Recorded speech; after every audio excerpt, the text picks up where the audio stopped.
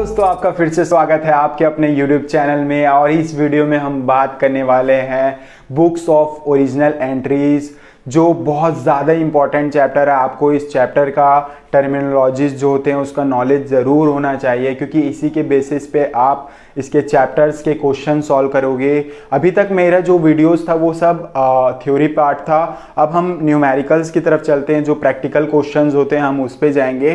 तो उससे पहले भी आपको कुछ चीज़ें आपको जब आप बनाओगे, आप जब जनरल एंट्रीज पास करोगे या कोई भी अकाउंट्स प्रिपेयर करोगे, तो आपको उसका मीनिंग पता होना चाहिए। क्या है, आप अगर रट करके पढ़ते हो तो कॉमर्स क्या है, कॉमर्स एक ऐसा सब्जेक्ट है, अकाउंट्स एक ऐसा सब्जेक्ट है, आप रट करके बिल्कुल भी कोई क्वेश्चन नहीं बना सकते। अगर आप रट करके बना लियो तो एक क्वेश्चन आप बना लोगे, सिमिलरली दूसरा क्वेश्चन उसी के जैसा आ गया तो वो भी बन जाएगा।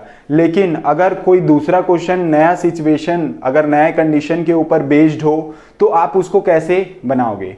जब तक आप उसको समझोगे नहीं, आपको बनाना वो बहुत मुश्किल लगेगा। क्योंकि बिजनेस सेम नहीं होता, सब बिजनेस डिफरेंट होते हैं और हर दिन बिजनेस में एक जैसा नहीं होता है। तो आपको सिचुएशंस के अकॉर्डिंग क्वेश्चन सॉल्व करना आना चाहिए। तो अब हम यहाँ पे कुछ टर्मिनोलॉजीज है उसके बारे में बात करेंगे। तो बुक्स ऑफ ओरिजिनल एंट्री, जो हमारा पहला टर्मिनोलॉजी वर्ड है, बुक्स ऑफ ओरिजिनल एंट्री। तो इसको समझाने से पहले मैं आपको एक एग्जांपल देता हूँ। सपोज आपका एक बिजनेस है और आप उस बिजनेस में बिजनेस के ट्रांजैक्शन करते हो, यानी कि आप कुछ परचेज कर रहे हो, सेल कर रहे हो, किसी कस्टमर को आपने कुछ बेचा। तो आप जब उसको बेचोगे तो आप एक डायरी मेंटेन करते हो, यार मैंने राम को आज 10,000 का सामान उधार में बेचा है और मैंने 20,000 रुपये का कुछ खरीदा भी है। तो ऐसे करके आप डे टू डे हर दिन आप क्या करते हो, जितने भी आपके बिजनेस ट्रांजैक्शन होते हैं तो आप ट्रांजैक्शन लिख रहे हो, ठीक है। तो वहाँ पे sold goods to Ram ₹20,000 on credit, तो ये बिजनेस ट्रांजैक्शन है। तो आपने इस बुक पे, यानी कि इस डायरी पे जिस दिन वो ट्रांजैक्शन हुआ उस दिन आपने तुरंत लिख लिया, तो ये बिजनेस ट्रांजैक्शन है। तो वो जो बिजनेस ट्रांजैक्शन आप जिस बुक पे बनाते हो उसी को हम बोलते हैं books of original entry. Book in which the first time all business transaction are recorded. ऐसा बुक जिसमें आपने वेरी फर्स्ट टाइम, इससे पहले आपने कभी वो लिखा नहीं था और इसी बुक में आपने पहली बार लिखा है, तो उसी को हम बोलेंगे बुक्स ऑफ ओरिजिनल एंट्री। ये क्लियर है। अब हम चलते हैं सेकेंड टर्मिनोलॉजी की तरफ, ओरिजिनल रिकॉर्ड। ओरिजिनल रिकॉर्ड क्या होता है? जब आप इस बिजनेस ट्रांजैक्शन के बेसिस पे, अभी इस डायरी मेंटेन किया था आपने, इस बिजनेस ट्रांजैक्शन के बेसिस पे एक प्रिंसिपल, यानी कि एक गोल्डन रूल है, जनरल एंट्रीज जिसके बेसिस पे हम पास करते हैं, वो गोल्डन रूल को आप अप्लाई करके जब ये बिजनेस ट्रांजैक्शन को उस बुक पे रिकॉर्ड करोगे, उसे ही हम जनरल कहेंगे। अब ये जो वर्ड जनरल है, इसका मतलब क्या होता है? जनरल, JOUR, जर का मतलब होता है डे, और नल जो है हम दोनों को मिला देते हैं तो डेली बुक, डेली बुक कहा जाता है इसे। हम डेली, हम जो भी बिजनेस में ट्रांजैक्शन होते हैं उसके हम प्रिंसिपल को फॉलो करके जब हम उसमें ट्रांजैक्शन को रिकॉर्ड कर देते हैं और वो अकाउंट्स मेंटेन करते हैं, जनरल एंट्रीज पास करते हैं, उसी को बोलते हैं हम original record.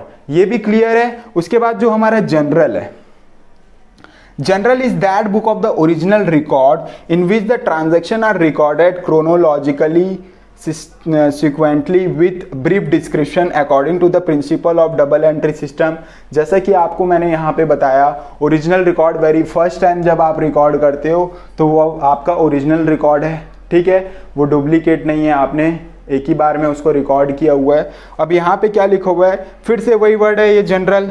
General is that book, आपने एक बुक खरीदा हुआ है और बिजनेस ट्रांजैक्शन को देख करके आप जनरल एंट्रीज पास करते हो, यानी कि जनरल एंट्रीज का मतलब हो जाएगा एक प्रिंसिपल है डबल एंट्री सिस्टम का। जो प्रिंसिपल होता है, ट्रेडिशनल अप्रोच है और मॉडर्न अप्रोच है।